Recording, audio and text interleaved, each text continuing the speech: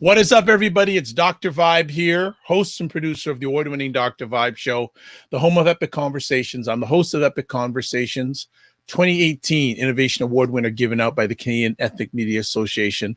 And one other thing I do, amongst others, is that I host monthly conversations for fathers and dads that are co-sponsored by Dad Central, Canada's National Fatherhood Network and organization, and Dove Men Care. And I always like to say, you're blessed, highly favored, a magnet for miracles, and a solution for someone's problem, not someone's talking, someone's problem.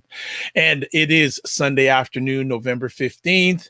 And for those who know and those who don't know, most Sunday afternoons at 5 p.m. Eastern time, we host a great conversation called Black Canada Talking.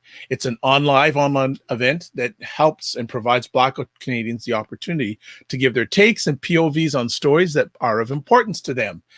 And we have another new friend to the Black Canada Talking family, but not a new friend to Dr. Vibe. This is a gentleman that I've been blessed to know for at least 25 years. We go back to the days of an organization called Each One Teach One, and there was a group of us. We weren't OGs at the time. I think we're OGs now, called Brother to Brother. And there was some Black men who we were mentoring, some younger Black men. And I've been blessed to know this man since that time. Our new friend today that we have on the Dr. Vibe Show is Wayne Harris. Let me give you a little background on Wayne. He is known for his ability to understand people and their situations by leveraging emotional and cultural intelligence. He has cultivated this edge through thousands of hours of training and development over 3 decades and loves to pay it forward. He's originally from Montreal, Quebec. He is committed to uplifting Black families and their communities from coast to coast in Canada. He has coached and mentored teens and adults in basketball, after-school programs, and career paths with a special passion for connecting with young Black men from single-parent homes like his own. Since moving to Toronto in 1990, he has supported folks of all ages in customizing their value to the market and positioning themselves to win. He also has developed young adult programming for the City of North York, the Citizen Strong. He's also a proud and longstanding teacher of personal economics for the Junior Achievement of Canada. The majority of his professional background was based in the information technology field, with 22 years of experience in the cybersecurity technology and solutions for the Caribbean, U.S. and Canadian markets. Today, he works in the financial services industry, helping families and businesses optimize their succession planning and estates. He holds a postgraduate degree in business administration from the University of Leicester and several IT security-related certifications. He's also a licensed insurance agent and a certified coach with the Certified Coaches Federation. Like myself, I'm certified too. He has been married to his college sweetheart, Andrew, for over 25 years and has 2 adult children in university. He's going to be with us today talking about financial literacy and the Black family. Welcome for the first time, but not the last time, Mr. Wayne Harris. How are you, Wayne? Doing well, Dr. Vibe. How are you? Thanks for having me. It's a pleasure and long overdue, but it's trying to get you to stand still for a few seconds. It hasn't changed since the first time I met you, but it is an absolute pleasure. And I'm going to share with people here live and public. This is a Black man, and this is a man I very much respect because he has changed, I'd say, thousands of people's lives in the positive, and he has done it with the right intent. Sometimes it can be challenging, but he's doing it with the right intent and the right heart. So when I like to personally thank you before we go any further for what you have done, what you are doing, and what you will be doing. Thank you, Ed. I've got to say that for all the time that we've known each other, you're also doing your thing in the community in a very visible way, and the impact of all your programs and all its iterations over the last 20, 25 years, offline and online, has been impactful to the Black community, especially to Black men and boys. So thank you for doing what you do. Well, we work together to win together, my brother. And I already see one of the young people from the Brother to Brother days, Kevin Messam, saying true, true. So what's up, Kevin Messam, one of our Brother to Brother mentees from way back, who's living in New York. And one day we hope to get you back on this side of the border. And also big shout out to Serena Wills from the Maryland area. And this is good. And she says she's looking forward to this conversation. So we're going to make it happen. So Wayne, before you had this world of IT and finance, life in Montreal, give us some of those memories, my brother. Yeah, bien sûr, mon ami. Tous mes années en Montréal, c'est bien pour moi et ma famille. That's all the French I had, which is. Listen, don't let me fake you out. Don't let me fake you out, brother. Listen, I love Montreal. I'm still a Montreal Canadiens fan. Apologies to Leaf Nation. I still love my Expos. Apologies to Blue Jays Nation. Now, the reason I support the Blue Jays is because we no longer have an Expos team, but I cannot for the life of me put a blue and white shirt on my body. I think it would catch fire. That's my dad's all-time favorite baseball team, though, the Expos. Did you know that? Exactly. Bleu, blanc, and rouge, man. Red, Yes. white, and blue for life. Even though they did PK dirty, that's for another show. Yes. So before I moved to Ontario, and it's 30 years ago on November 11th. Wow. So it just crossed over. And I have to tell you, I think about what my life would have been like in Montreal versus what it would be here. And Ontario, hands down, especially the GTA, is the place for Black excellence and an opportunity for Black excellence. I've been to every province and territory in Canada except for the territories and Saskatchewan and Newfoundland. And I can tell you, when I go to Vancouver, when I go to Calgary, when I go to Edmonton, when I go to Ottawa, when I go to Halifax, I don't see a lot of people who look like us in positions of power. And I've been in those buildings. And I have to say that Toronto gives you the best chance. It just happens to be the second most expensive place to live in the country. But if you want to throw down and you want to compete, this is a place to do it. Hands down for people of color, especially Black people in Canada. Okay. Is there anything about Montreal that you miss? 100%. Listen, there is no better place in this country between May 24 and Labor Day than Montreal, Quebec. The festivals, the food, the wine, the ambiance. Back in the day, the clubs. It was crazy. Oh, you guys are turning off the lights and rolling up the sidewalks at 12:30, 1 o'clock. When I first got here, I thought Last Call was a song. What are you talking about? It's 1:30. I just left my house to come to the club. 1:30, Last Call. Listen, we would have you could tell all the Montrealers. We had our Heinekens like this. Because clubs are supposed to close at 3 o'clock, not 1:30. It was bananas. One of the things that I find fascinating about you, one of the many, is the experience you have and you're willing to share about being raised by a single mother. Share some of that then, and how has this impacted to who you are today? Great question. I can tell you, my mother died on July 10th, 1978, 20 days before my 12th birthday. Oh, wow. Summer of 78. She woke up in the morning as she would normally do. She came into my bedroom and she said, "Wayne, your lunch is in the fridge. You and Paul have a great day at camp. Love you." And I said, "Love you." I closed my eyes and went back to bed. I woke up. I got a call from my cousin who lived about 5 blocks away. He said, "Come over to the house." And I went over. And about 2.5 hours after I got over there, they called and told me over the phone, which is something I don't recommend you tell preteen kids in a high-rise, that their mother is gone. So I can tell you that we were a nuclear family from 1963 to 1969. I was born in 66, so I don't know about anything before my time. But 3 years after I was born, my parents split. And from 69 to 78, we were with our mother in multiple locations. Lots of landlord issues with 3 very young, rambunctious kids and a mother who was working full-time. What's interesting about her time on her own was that she was working full-time, going to school full-time, raising 3 kids by herself. She had tenants that weren't being the best tenants because she had bought a duplex as a single mom, had a car as a single mom, and my father was kind of there, maybe supporting financially, but he wasn't really involved in our day-to-day. And that all changed on July 10th, 1978. So to all the single moms out there, I don't know if it's 75% of you or 87% of you in the Black community, at least in North America, maybe in the Caribbean, I salute you, because no one gets it done like a single mom. No one gets it done. From 78 to 85, I was with my father, and that was a different situation. He did his best because he wasn't used to day-to-day parenting, and you could tell.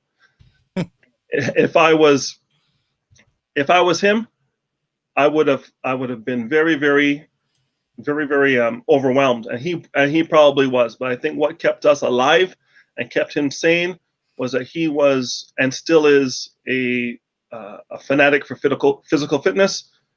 He went to the gym 3 days a week from 1963 until COVID.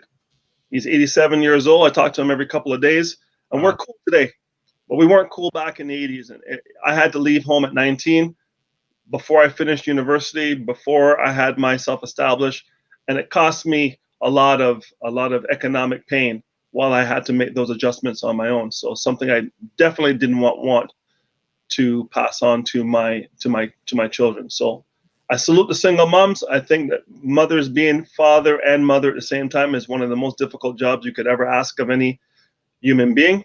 And I think our women have a predisposition for taking on that load because of the examples they see around them, where their grandmother was single, they're single, their sisters are single, their friends are single, raising kids. So that's the new normal, and that needs to change. Received. Thank you for sharing a little bit of the journey. What do you carry on that your mother instilled in you? I know she died when you were at a young age, but are there still some traits that are Wayne that were hers? Yeah, I would have to say this. I'm trying to never embarrass my mother, or my father for that matter, whenever I'm in public or in private. So whenever I'm trying to do something, I have to ask myself, is this going to increase or decrease the reputation of my family name? And for the most part, I follow that rule. And what would she say if she heard this about me? And if she would be proud of it, I do it. If she's not going to be proud of it, I have to think about it seriously. So I don't get in too much trouble. Can't say I've never been in trouble, but I don't get in too much trouble. I've always kind of known that when things were about to go south, I kind of knew 5 minutes before that to get out of there. Mm. Right? I always heard about the gunshots at the nightclub, at the club I was at, after I was safely at home the next day. Nice. Right? I always heard about something going down with someone somewhere, but I was always not there. It's a sixth sense of being able to protect myself and protect my personal brand, I guess. She was about working hard and working smart. She was, she was a nursing assistant, I guess what you would call today a PSW. And the nurses were not treating her with a lot of respect, the same way the PSWs are being treated today, ironically. And she decided she was going to learn French and become a nurse.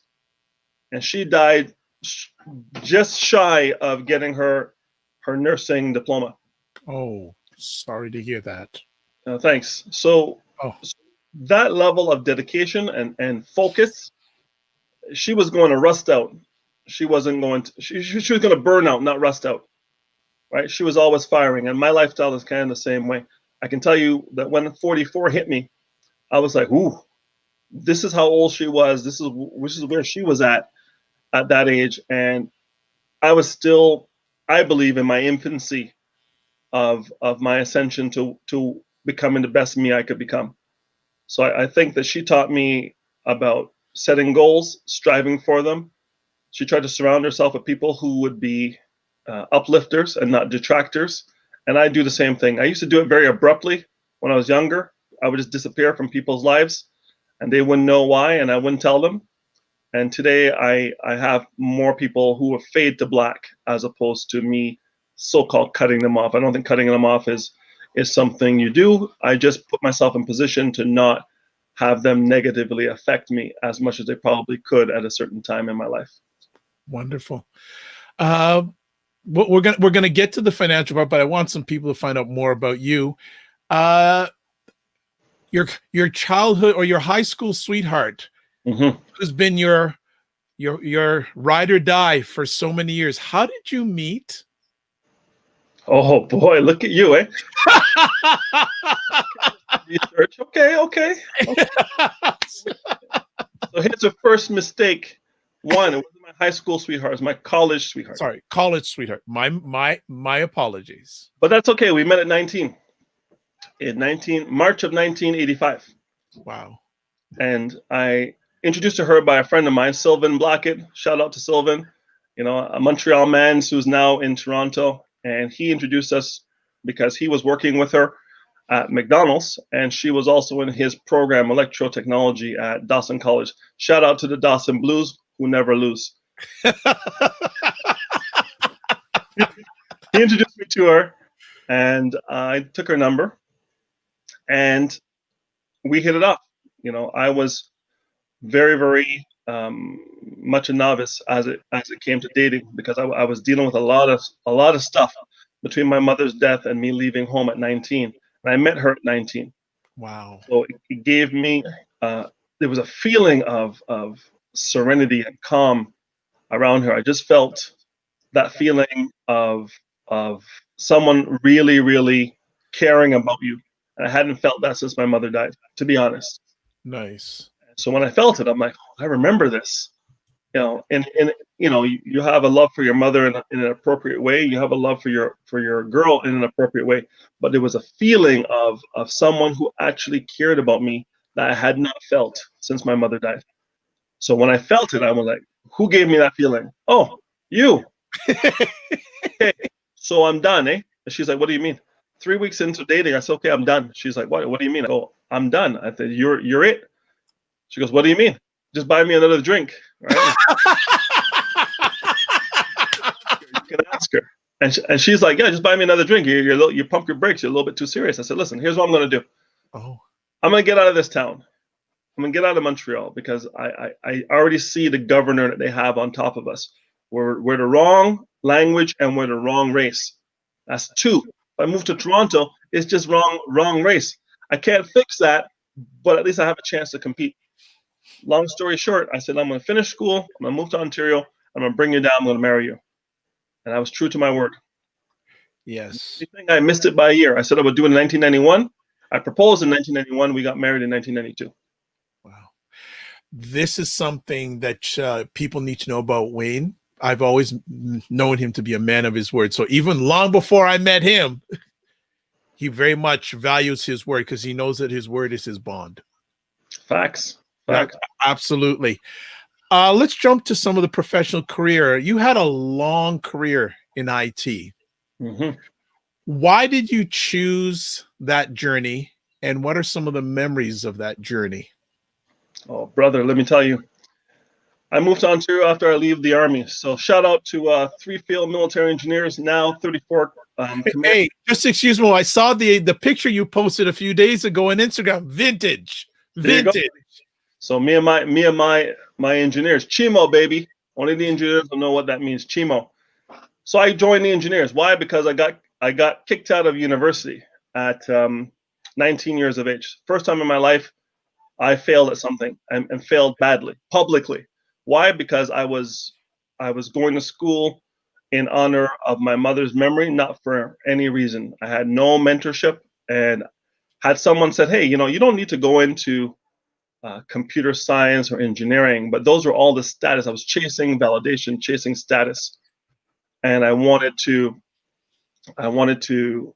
impress people. That because I came from a single parent family and that mother died, and I went to another single parent family and I left home at 19, I wasn't going to become a black statistic. So I was fighting for credibility. Even found an engineering ring on the street, kind of serendipitously, and wore it. Took pictures with it because I was trying to imagine myself as an engineer. But guess what? Having the aptitude for something and having the attitude for it didn't match. And university said to me, thank you, Concordia University, and they said, you need to leave. But before they left, they said, we don't understand why you're failing. We don't know what you're going through, because we know your IQ is high. And they did an IQ test, and I tested in the top 5 percentile. Wow. So I tested high. Then they did a Myers-Briggs, and I tested ENTJ, extrovert, intuitive, thinking, judgmental. I didn't know what that meant, but I knew that structure kept me on track. I was a Cub Scout, Boy Scout, Army Cadet.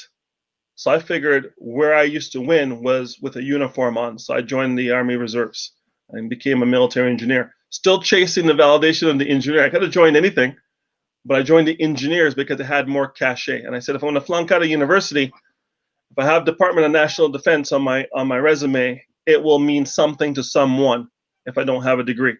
And I was right. Joined the Army for 3 years, defended the woods of Quebec. There was not a squirrel or what do you call those things? Squirrel or rabbit or anything they were all safe because I was out there in the woods in Quebec. I never went to war, never got deployed. Yeah. We ran up and down in the woods of Farnham, Ontario, and Valcartier, as well as in Gagetown, New Brunswick. Made some friends that I still keep in contact with today, but they beat me up physically. And I needed to beat up physically, but because I was so disappointed in myself because of being kicked out of university. But when I came out of the Army, I moved to Ontario immediately because I had friends who would come here and they were telling me, listen, buddy, there's so much money in Toronto that when people drop $20 bills, no one even bends down to pick them up. There's so much cash down here. I'm like, I'm coming. So I packed my bags and I left and told Angie, I'm going to go down there, establish a beachhead and come back and get you. And I did just that. So 1990, I came down, went to work for a bank. One of my friends from Montreal Elementary School who moved to Toronto many, many years before me. Saw him at Montreal's Carrie Fete, which is our very, very small version of Caribana. Used to be bigger than Caribana. Don't get it twisted. Montreal's Carrie Fete was much larger than Caribana. But when we all moved down here, we brought the parade and everything with us. But anyway, he told me he had a hookup at CIBC. I got a job at CIBC and I was a banker. And I did that for a little while. And I just saw the money that people were making. I saw what I was making. I'm like, this is ridiculous. What am I doing here? I'm going to go back to school. So I was going to go to university. But guess what university costs down here? Montreal, you could go to university for a bag of Doritos, buddy. Cost of a bag of Doritos, you could go to university in Montreal. You still can today. I think it's 3 Gs for 3 years of school. It's $1,000 a year plus books. If I'm wrong, you guys can reach out to me and let me know. But it's nothing compared to what it is in Ontario. So I went to university. I said, I'm not paying those kind of prices. So I ended up at college, Humber College. And at Humber College, looking for leadership, looking for validation, found out about student council, saw that no one was running for vice president of finance. I was studying computer science and doing a little bit of business. And they said, all you have to do is get 50 names. So I went to where everybody was playing spades, euchre. What's the other game? Spades, euchre, and president. And I went and said, sign this. They go, what's this? It's a petition for me to become vice president of finance. Just sign it. And they all signed it. All the black kids in the foyer. I took it back. They gave me an interview. And I interviewed because I was 23 now. Yeah. So all the kids around me are 17, 18. They were still OAC at the time. So maybe they're 18, 19 years old. But I'm 23, so I'm 4 years older than these guys. I had been to college and university before. So I had seen most of what they were seeing for the first time. So I was flowing. And then in my last year, I decided, I don't know why, I took all my tech courses at night and all my English and humanities and electives during the day. And by taking the tech courses at night, I would meet the people in the tech industry. Okay. I dress up in my suit and tie, walk in there, and I met a guy. His name is Brent Anderson. Still talk to him today. I go, Brent goes to me. He goes, listen, I missed the last class because I had to work. I was working shifts. And we go for coffee break on a 3-hour class. I go, so what do you do? He goes, I work in IT for the Bay. I go, the Bay has IT? He goes, yeah. He goes, the cash registers send their sales to a central computer. The central computer sends it over satellite to the head office. We make sure that all the sales come in for all Bay and Zeller stores across Canada. I'm like, wow, that's pretty interesting. I go, are you hiring? He goes, yes, we are. I said, fantastic. He goes, but you have to speak French. I go, je parle français, je viens de Montréal. He goes, what? You speak French? Little did he know that's all I knew. He says, come come in. I said, come to my office. I'll print you my resume. So he comes to my office. He goes, you're VP Finance? I said, yeah, I'm VP Finance here at Humber College. Hand out $6 million budget. I'm doing my thing. I print Shift F7, right? Word perfect, baby. Yep. Shift F7. It Yes. Yep. Takes it. And my resume is always like a fire truck waiting for a fire. Always ready, always up to date. He takes it. They call me. They say, you're going to have an interview. The first one's going to be in English with the big boy, and the second one will be in French if you get to the second one. Well, of course, I pass the first one. I get to the second one. I go into the resource office at Humber College. I meet a lady by the name of Grace Davis. Shout out to Grace, who's now in Montreal. Jamaican who spoke 5 languages. Wow. English, French, Spanish, Italian, and German. Whoa. What? So I go to Grace. I said, Grace, listen, I got an interview next week. Here are the 25 questions they ask in an interview. I've written my answers in English. Can you translate them in French for me? She goes, what for? I go, when they ask me the question, I'll answer in French. She goes, that's a dangerous move. I said, I want this job. So she translates the 25 questions for me. I go in to the interview. I meet Pierre. Haven't seen Pierre in about 25 years, maybe longer. Pierre comes in. He goes, blah, blah, blah, blah, blah. I got to question 13. Blah, blah, blah, blah, blah. Pierre asked me a second question. I'll go question 7. Blah, blah, blah, blah, blah. He walks out 20 minutes later. His French is fine. And they hire me. Vibe, they hire me. And that's my first job, $22,500. They paid me. And I was like, what? So excited, but scared. Scared beyond anything in my life. More scared than when I proposed to my wife. You know why? Because the phone caller ID had just come into being. And you could tell 514 Montreal area code. Montreal, yep. 8 Quebec area code. 819. Yep. Got to know Hull at the time. Area code. When it comes in, I'm not picking up because I know the other person's French. They're like, listen, bro, you are the French person on this shift. You got to pick it up. So I pick it up. C'est bonjour, c'est Wayne. Est-ce que j'ai pour vous aider? They go, yeah, Wayne. Blah, blah, blah, blah, blah, blah, blah, blah. Printer. Blah, blah, blah, blah, blah, blah, blah, blah. Error. Blah, blah, blah, blah, blah, blah. No problem. I called the service guy, and that was my first French call. I hung up. Sweating, bro. Sweating. Guess what? I learned IT French at the Bay. I started taking those calls. I'd be the only one on shift between 11 o'clock at night and 1 in the morning because Vancouver was closing at midnight, and I would be there for the Vancouver close. I knew the French calls would stop right around 10 o'clock because all the East Coast had been closed. Yep. So it's only English calls after 10 o'clock. I could relax. But man, oh man, I'd be on shift, and these people will be like, listen, Wayne, this guy's calling in. He's speaking so fast, I don't know what he's saying. And I get on that phone, and honestly, 6 months into the job, I don't care. He could be speaking at Mach 1. I got it, and I would respond to it. Got a call from Shoppers Drug Mart. Did the same thing. French, $33,000 a year. I'm like, 10 G's? Out. I leave. I go to Shoppers. Same thing. Calls in French with a pager. I'm taking the calls in French. Get a call from Canadian Tire. $45K. What? $12,000 more? Out.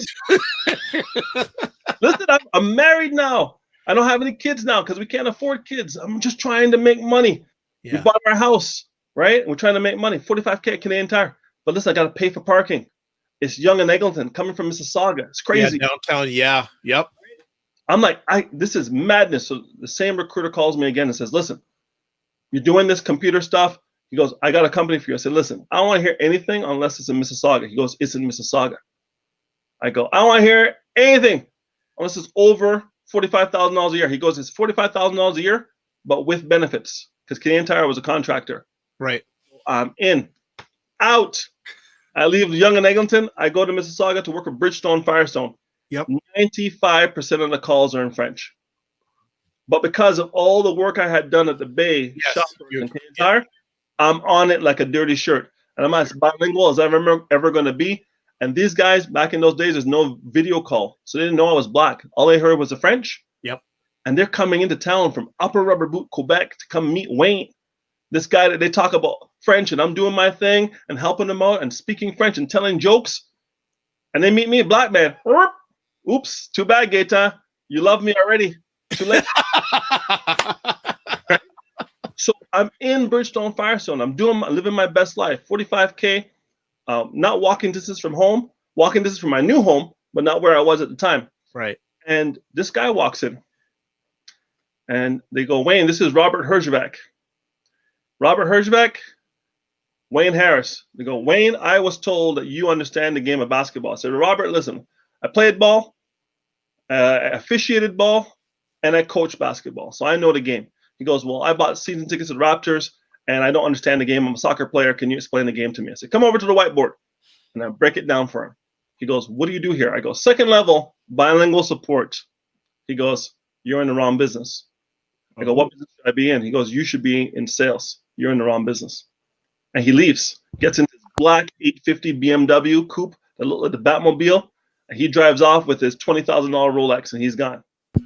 This is when he's a single-digit millionaire. Well, fast forward, Robert is now on Shark Tank. Yes. He was on Dragon's Den before that. Yep. And Robert, when he was just a single-digit millionaire, called me out of Bridgestone Firestone and said, Wayne, I have a position open. I'd like you to apply.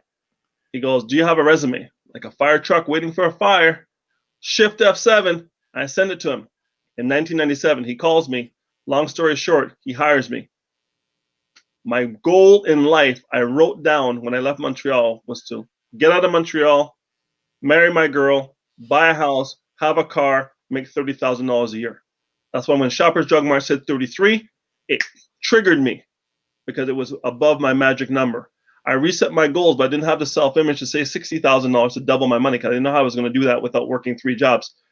So I set my number to 50,000. Robert gave me an offer of 50,000. It hit my psychological trigger, and I accepted the offer. He said, if you do what you're supposed to do, you'll double your money. I go, what do you mean?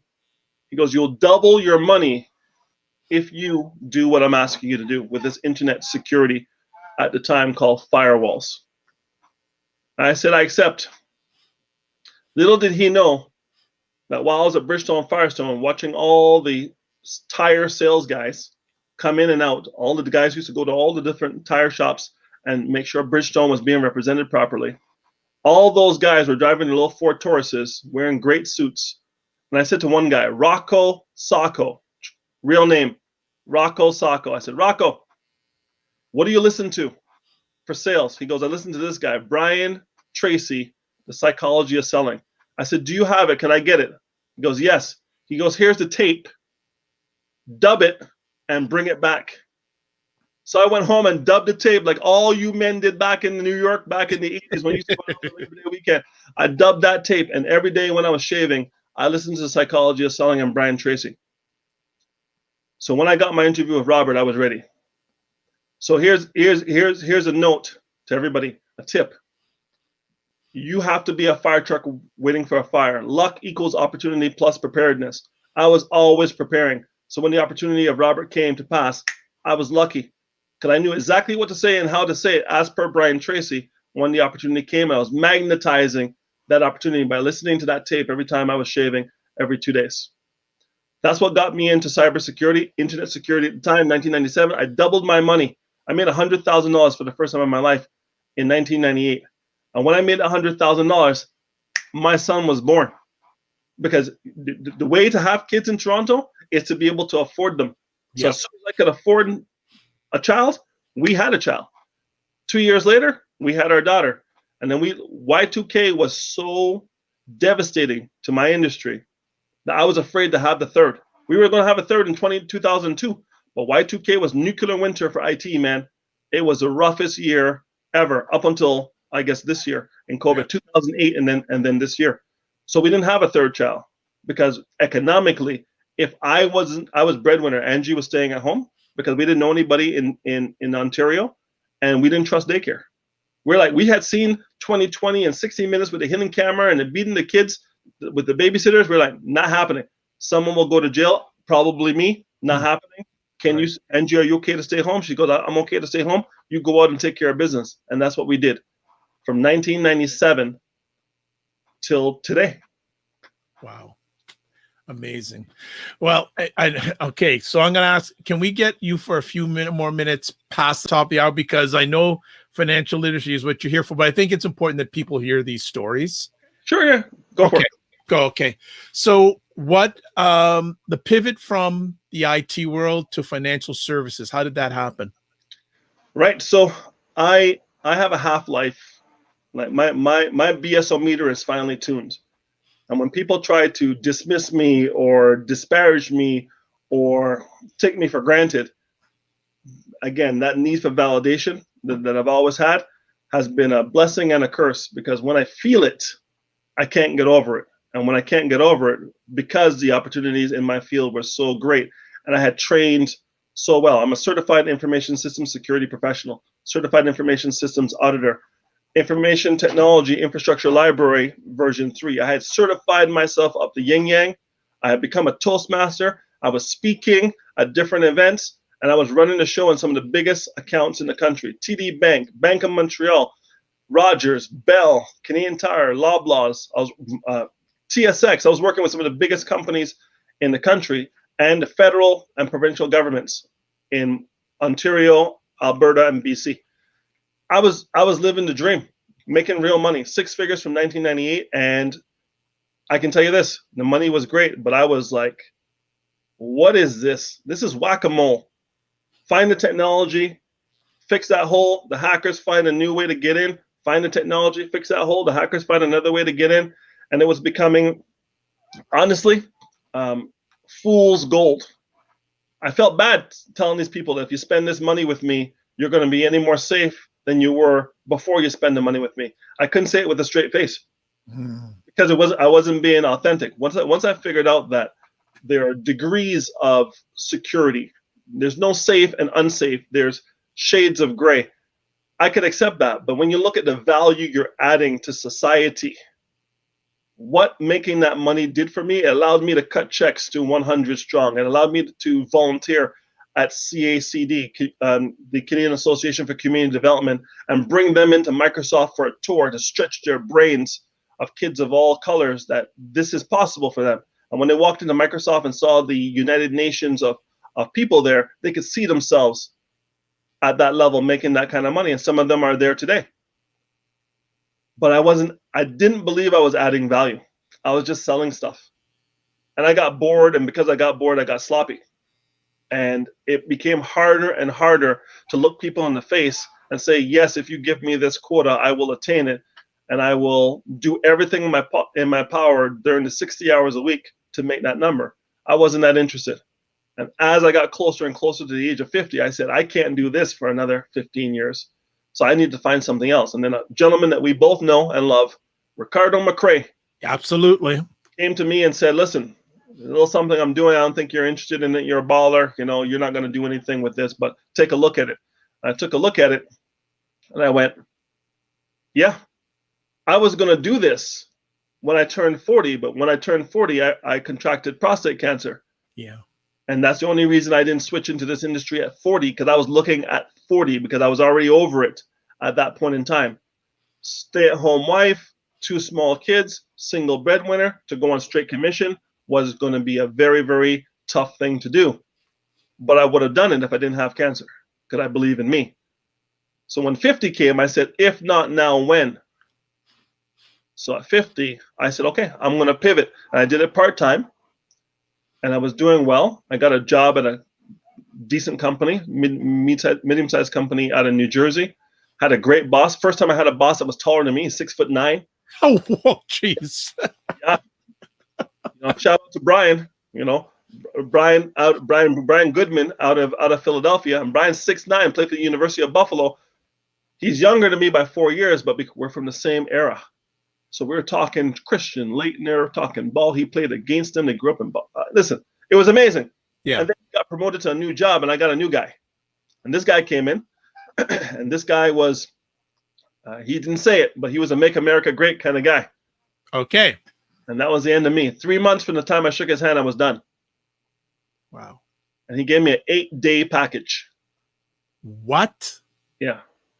And I took it. I said, because they're an American company, I said, yeah, I'm not gonna worry with that. What this is telling me is now's the time. If you are who you say you are, pivot. Don't panic. and go into this thing full time and do what you do. And that's what I've done. And it's worked out brilliantly. Thank you for that story. Really. Thank you. Didn't know. So thank you for sharing it with me and others. And I know there'll be at least one other person that will get some clarity from what you've shared over the last few minutes.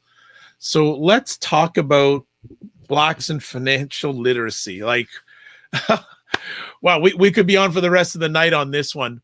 What thoughts did you come into the industry with when it came to Black Canadians and financial literacy, and being at it for a while now? Were they verified? Were they different?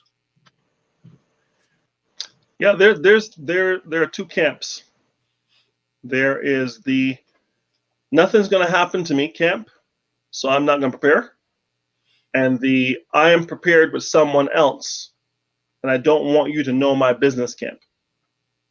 Okay, those are the two camps I'm dealing with in the Black community. So let's start with the I don't want to talk about it. I'm going to be an ostrich and put my head in the sand because death is not going to affect me. Now, Ricardo said to me, he goes, listen to me carefully, Wayne. He goes, death is undefeated. I went, facts. Time never lost a fight.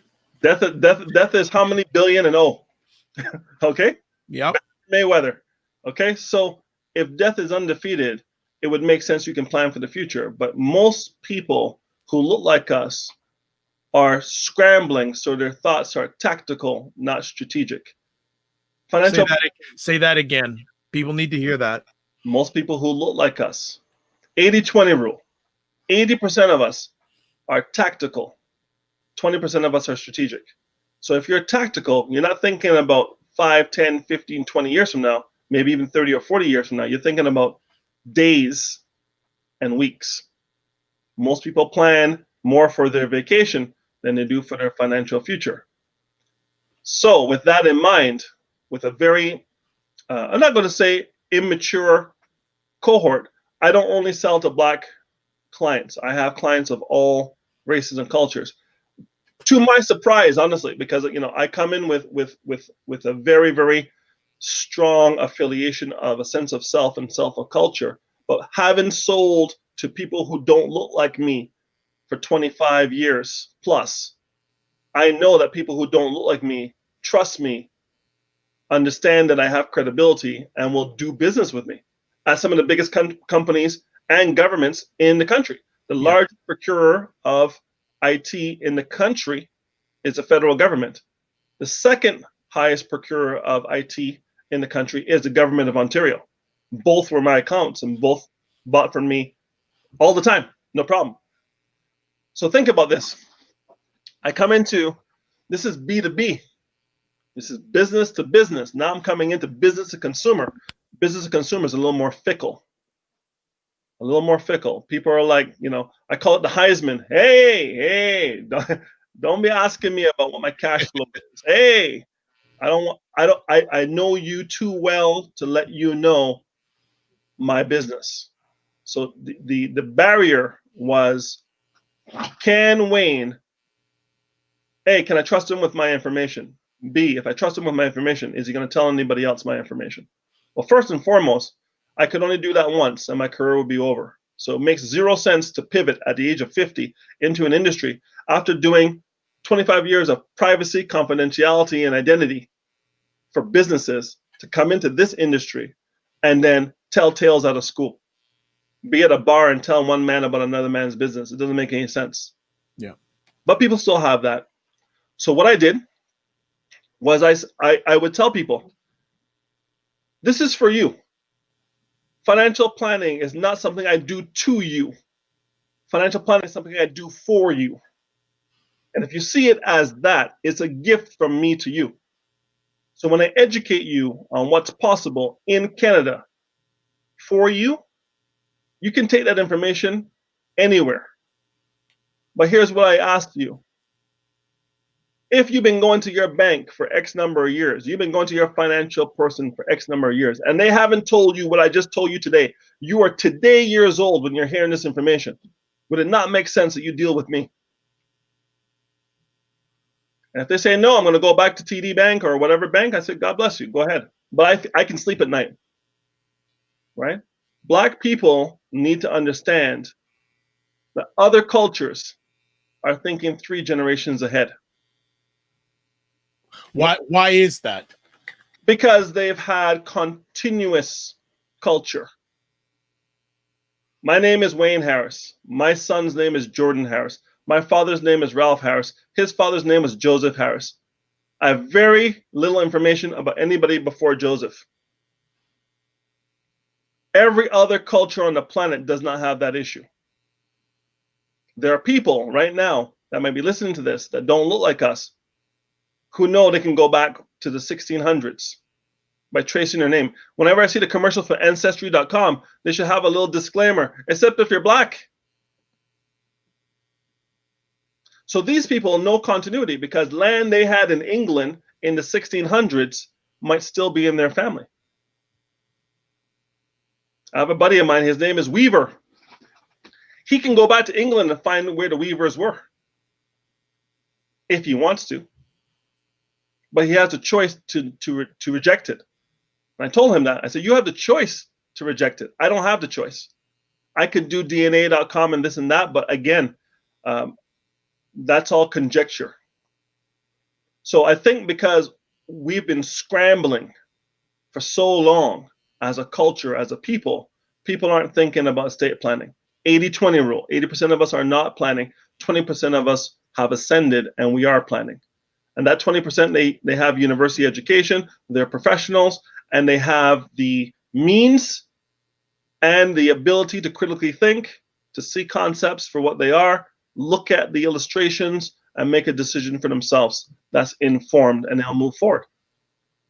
So when you say the black community, which black community are you talking about? The black community combined family income of less than $60,000 a year? Or the black community combined family income of less than $250,000 a year? Because they look the same in the mall, but they're very different in how they think. I talk to both communities. I have less issues with the communities 250 combined family income.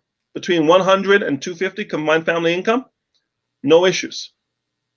The people that give me the most difficulty to convince that this is not a scam, I'm not here today, gone tomorrow, and this will actually pay out, are those people who are at the economic bottom in Toronto. They have a hard time thinking about an intangible item like a insurance policy. They will buy RESPs for their children to go to school.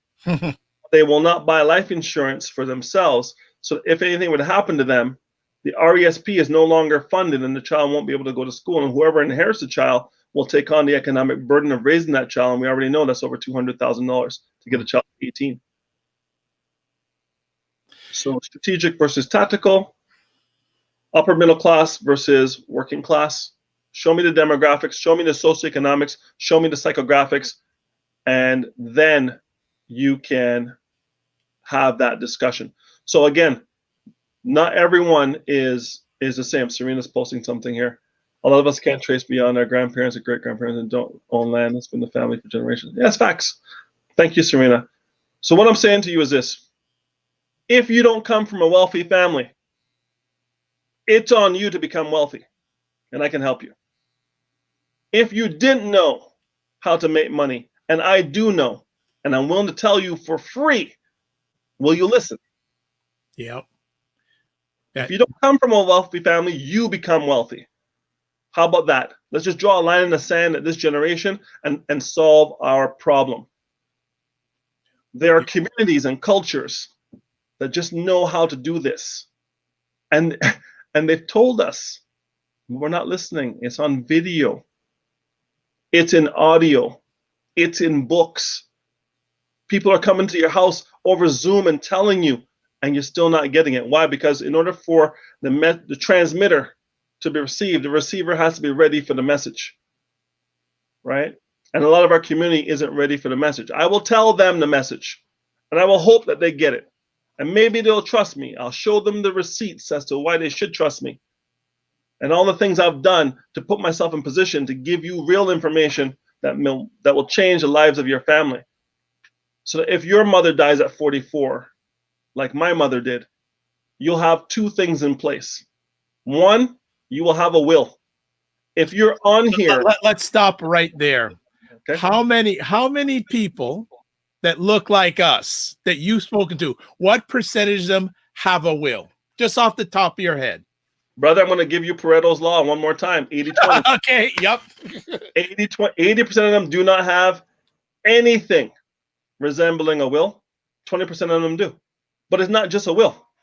It's a will, it's a living will, and a power of attorney. Why do you need all three? A will is great if you die. But if you don't die and you're intubated because of COVID and you're in a forced coma, what do we do?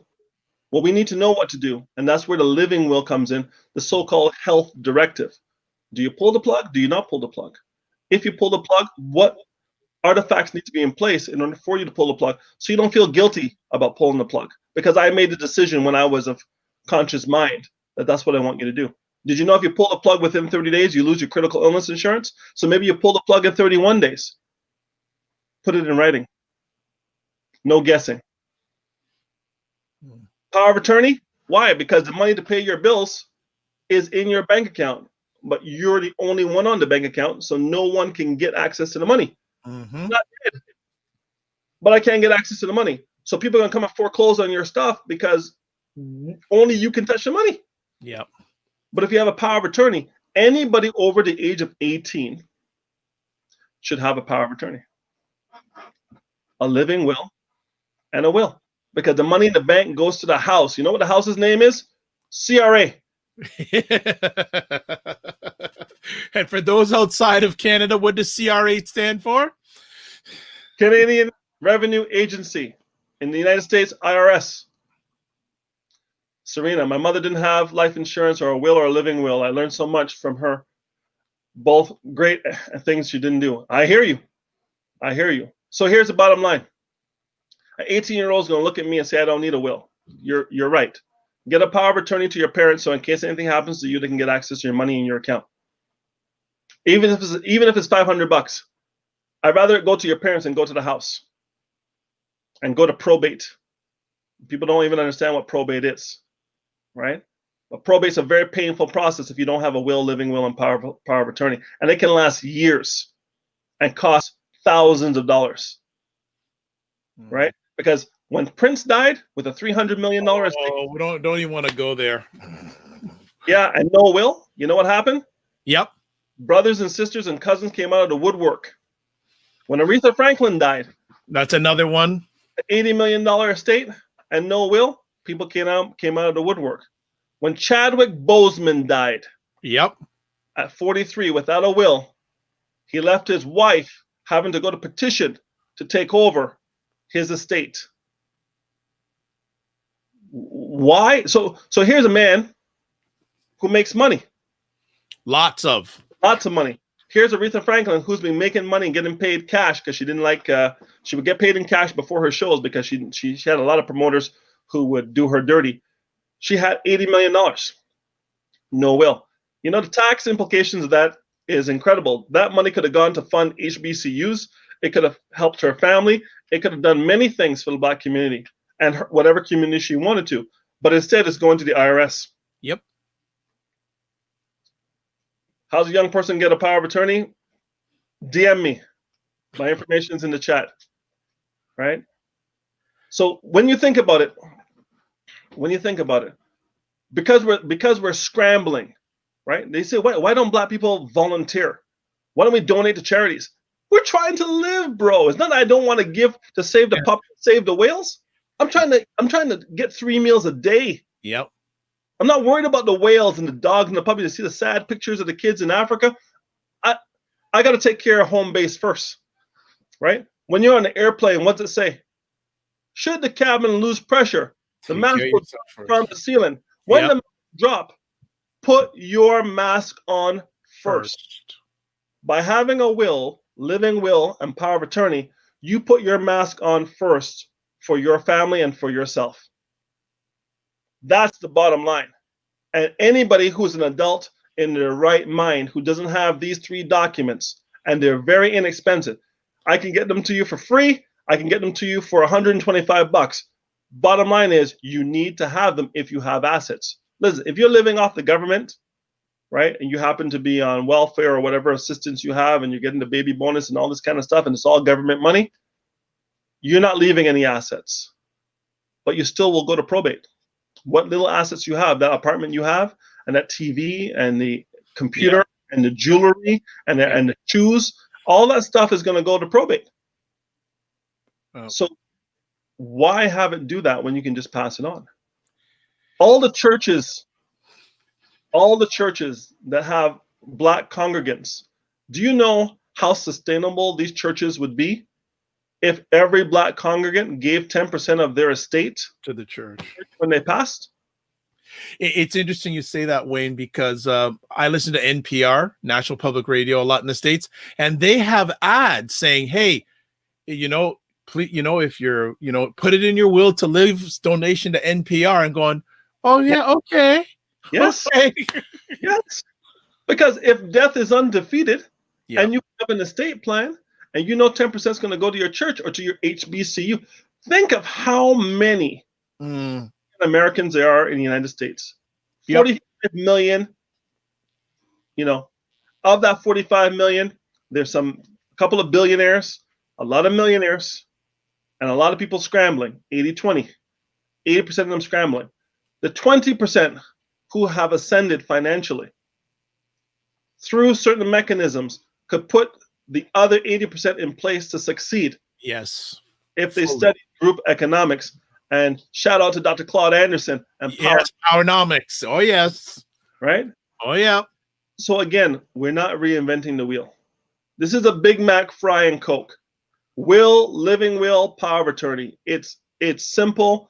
It's not that difficult.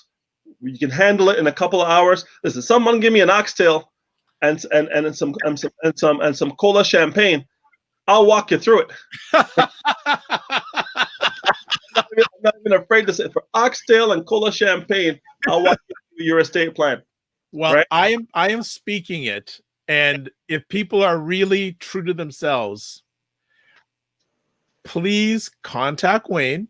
Tell me. I won't reveal any names, but I'm speaking it. There should be at least one person, that will contact Wayne within the next 24 hours. You live in Canada. Great. I know we have some people from the US. I don't think he can handle the US stuff. I've got the contacts to get them handled. There you go. All right. So so I know that we have viewers around the world, but predominantly in Canada and the US. One person, contact Wayne. Even if you're in the US, he can refer people to you in the United States. Because whether we like it or not, we live in a capitalistic society, not a democracy.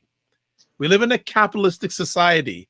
So if you want to get ahead, you got to start getting your money right. Right? And I'm speaking to myself here. I'm going to be speaking to Wayne after this. Because one of the things my dad is a wonderful man. All this stuff is taken care of.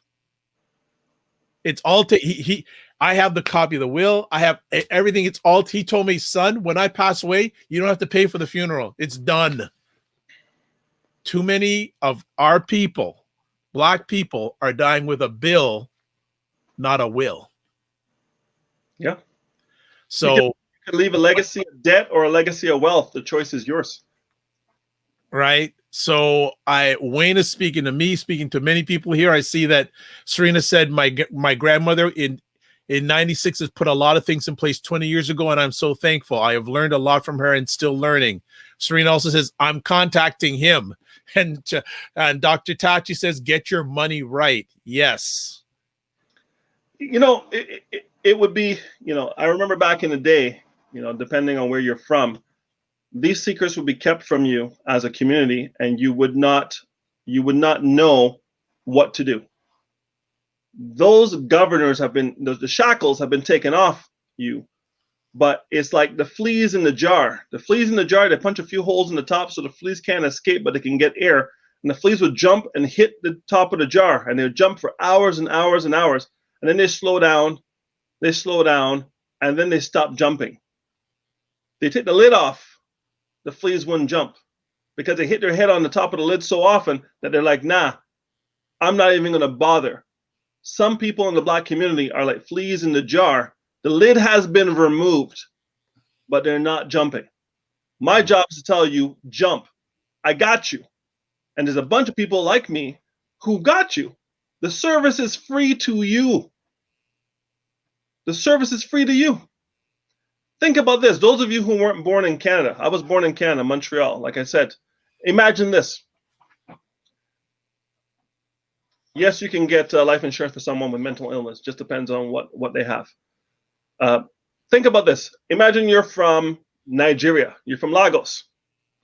And you have a map of Lagos that shows you all the Black streets, shows you where all the great restaurants are, shows you where everything is in Lagos. You get on the airplane and you fly to Canada. You pull out your map of Lagos in downtown Toronto, and you start trying to use your map of Lagos to navigate downtown Toronto. Vibe, will it work? No. You know why? Because the map is out of context. The map is legitimate. Toronto is legitimate, but the map is out of context.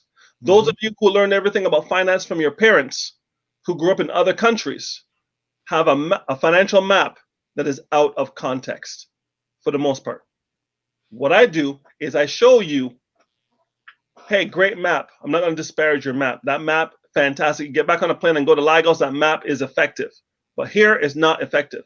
So if you're doing things like susu, partner, meeting, all those things were things you needed to do to save money. It was forced savings, and it would go around with your person, and you would get your hand 6 months later, and you would use that for whatever you want to use. And that's fantastic because it's forced savings, but there's no interest. There's no interest. What are you doing to generate interest? You have to understand the rule of 72. Take the number 72 and divide it by whatever the rate of return is on whatever you have your investments in. That will tell you how long it's going to take for the money to double. Some of you have Tangerine accounts at 0.55. It's going to be 144 years before your money doubles. Are you kidding me? How can we get that money to work as hard for you as you work for it? Let me show you what's available that's not as risky as you think and give you a better outcome so your money can work. Think about this. Your savings account pays 0.55%, 0.5%. Your credit card pays 19.9%. 19.9 minus 0.5 is 19.4%. 72 divided by 19.4% is 3.5 years. But your money will double in 144 years. That's how the banks make $2 billion a quarter. Do you want to get what the bank is getting, or do you want to continue getting 0.55 at Tangerine because you save $5 in fees? Dropping knowledge bombs. That's why I've known him for 25 plus years. He's just dropping the knowledge bombs. People, let's go. Come on now. Come on. Jump. Serena says, we did talk about money at one point, but not everyone. My mom had a life insurance, but she said it lapsed and then she got sick and passed away. Had she told me it lapsed, I would have paid the premium. Why don't Black folks talk to one another? Sigh. Yes. Serena, sorry for your loss with your mother. I can definitely relate. As you know, the difference between my mother and your mother is the tools she chose and the people she had in her circle. My mother's circle was very, very tight. And she had a first cousin who was thinking the same way as her. It's very tough to know what to do if everybody in your circle is thinking the same way.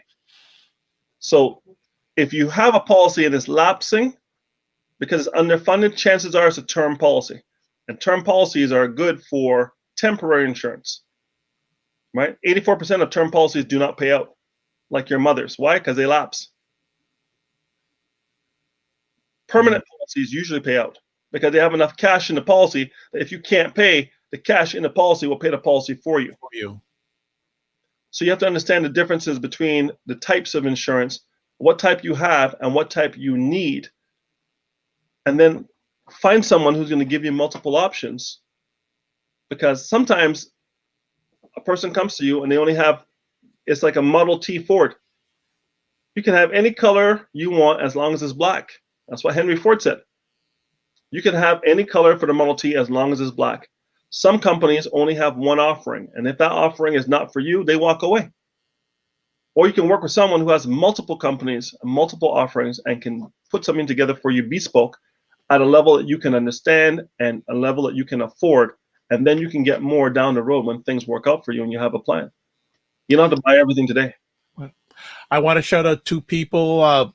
First time I've seen him on one of my live conferences, Mark Lewis, saying already his client. We still have work to do, Wayne, and I cannot go without saying hello to Dr. Tachi, who hosts the livest program on the live stream that talks about media, tech, and pop culture. It's called Mediascope, on every Wednesday at 5 p.m. Eastern Time on Instagram Live, and then at 6 p.m. on Periscope, LinkedIn Live, Facebook Live, and WJMS Radio. Had to make sure I give both of those individuals a shout out. Serena Wills is saying the knowledge bombs are everything.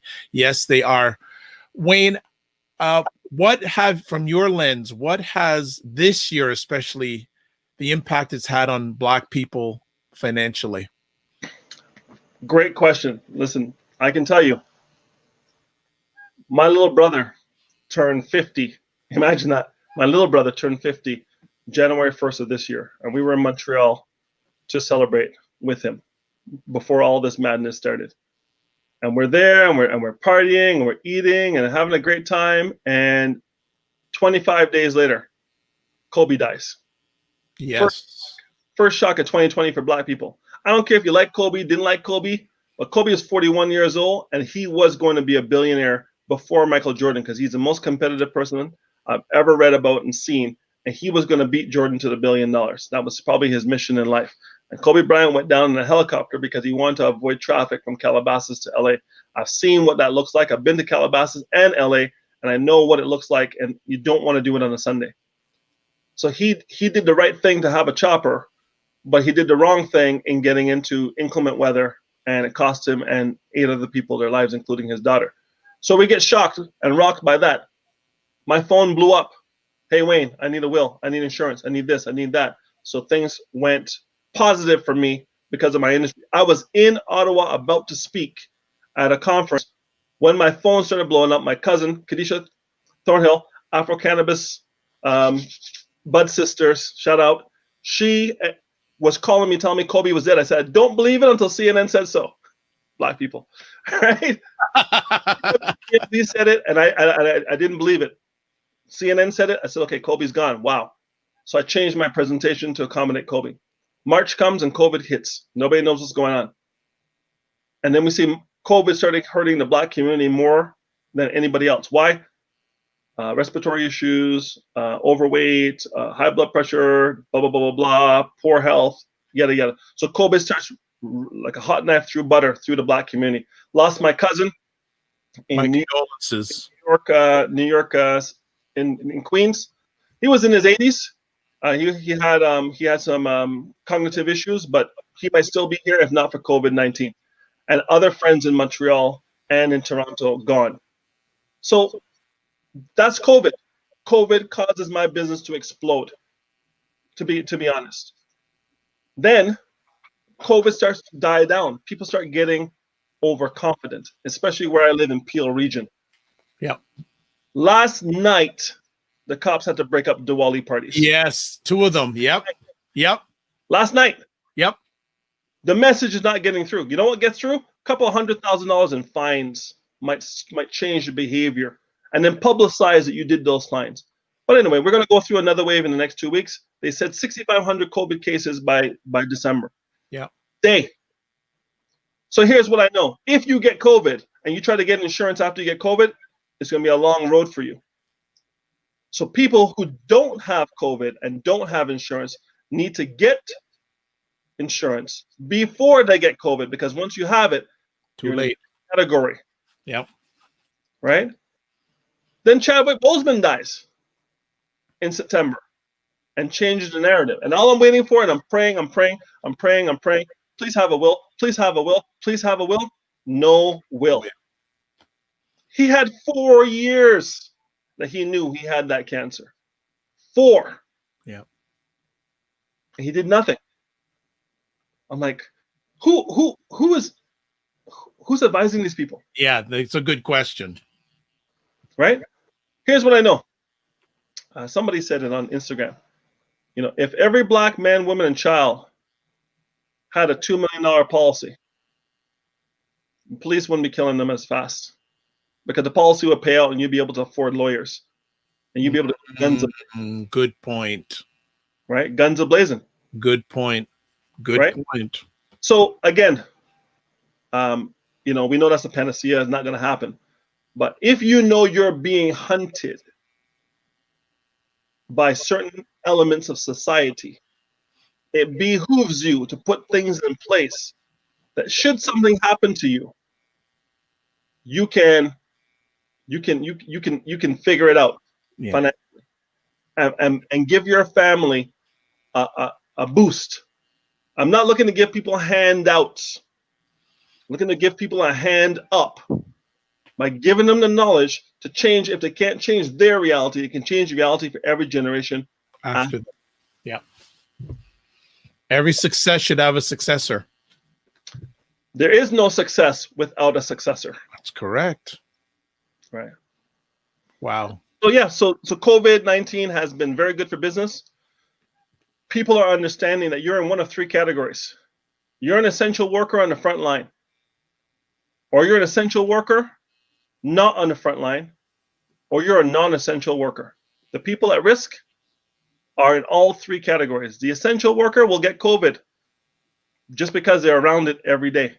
Nurses, doctors, paramedics, firemen, police people, social workers who have to go into homes in the lower socioeconomic areas where COVID is rampant, in the red zones. In Toronto, there's no COVID. I'm not saying there's no COVID, but there's very little COVID in Forest Hill. But there's a lot of COVID in Rexdale and Malton because people are tight, which is why people are moving to Muskoka and Orangeville and Stratford and other places, because if the Wi-Fi is good, I don't need to be up on those people. And if I can work from home, which is the new normal, by the way, I don't need to be in Toronto. I can be an hour in any direction and get my job done. Are you an essential worker on the front lines? Thank you for your service, but you're at risk every day. You should have your house in order. Are you a non-essential worker? All the people who are very, I want to say I won't say arrogant, I'll say overconfident when I was talking to them last year before COVID. Oh yeah, I'm good. Guess what? Now they're on SERP.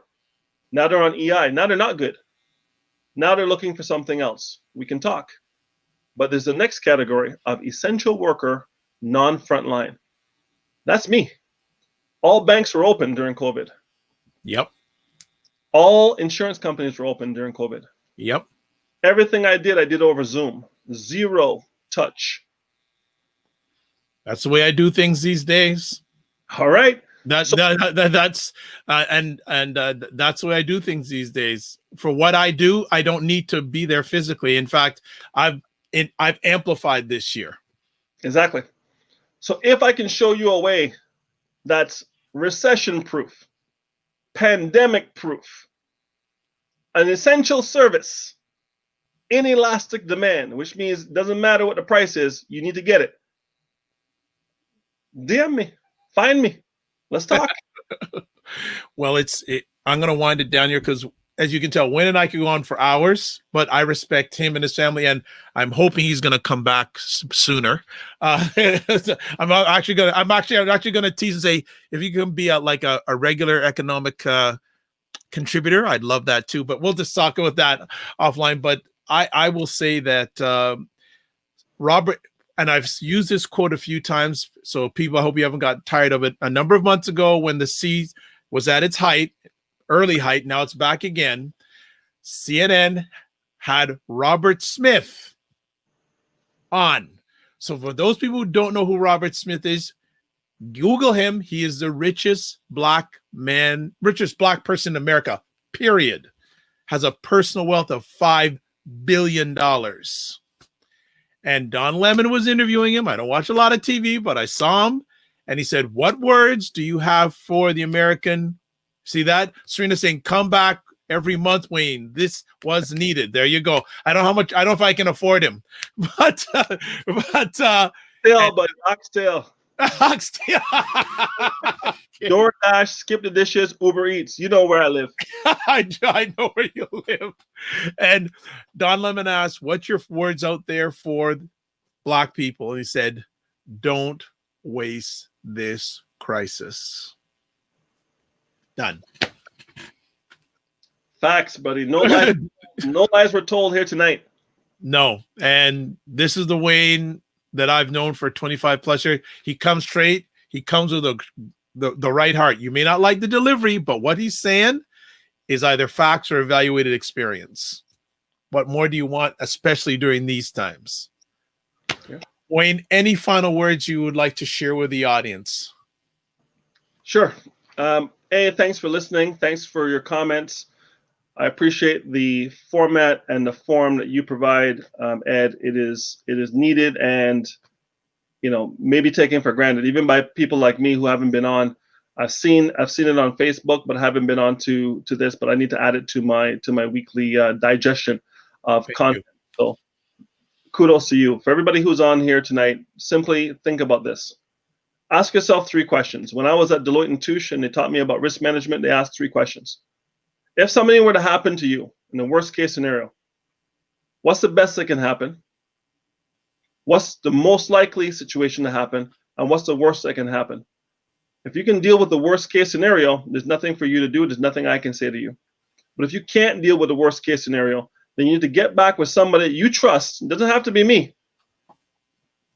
But if you get back with that person and figure out how you can handle the worst case scenario will be something happening to me as breadwinner when I was the only breadwinner when my wife was stay-at-home mom, and her being left with all the debt and nothing in place.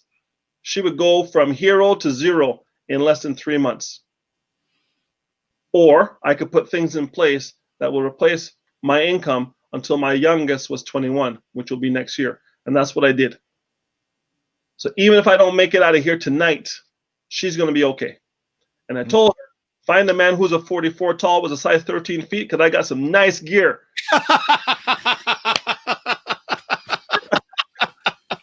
I'll end on that. Okay. Thank you so much for the opportunity. No problem. Thank you, Wayne. And Wayne's contact information, you can find him on LinkedIn. You can find him on Twitter. You watch the replay. It's been scrolling throughout. We'll certainly do our best. And as Serena's saying, cola champagne too. He will come back. LOL. Dr. Tachi saying, or ting. All good options, but oxtails. So as I say, absolutely, this has been fantastic. And everyone here, the message is out. You know, we've got to take advantage of this crisis if you can, because it's not going to be like this. This is a very unique time in everyone's history, but especially Black people's history. I'd like to, Dr. Tachi, this was great. Thank you both so much. Right back at you. Thank you. Thank you, Dr. Tachi. Thank you, Serena. Thank you, Nicole. Thank you, Mark. Thank everybody who was watching this live on the replay. Thank you, Kevin in New York. We want you back when the time is right. I'd like to say thank you to everyone who watches live on the replay. It's appreciated, not taken for granted. If you want to touch base with me, I am Dr. Vibe. Best place to get a hold of me, it's up on the screen if you're watching this live on the replay. Or if you're listening, the drvibeshow.com. Also, thank you to BIA Media for the production. And as always, I close out with these conversations. Thank you, Mark, too. Thanks for helping it, making it up a conversation. Live your life as a dream. If you can dream it, you can make it. Sometimes you have to get small to get stronger. Block assumptions, then aim bigger, aim better, aim higher, aim wider. And also, again, I'll say it again, Robert Smith said, don't waste this crisis. Follow me on whatever other platforms you can, and we'll have another great episode of Black Canada Talking next week. God bless, peace be well, keep the faith, and walk good, and remember to give yourself grace. Goodbye, everybody.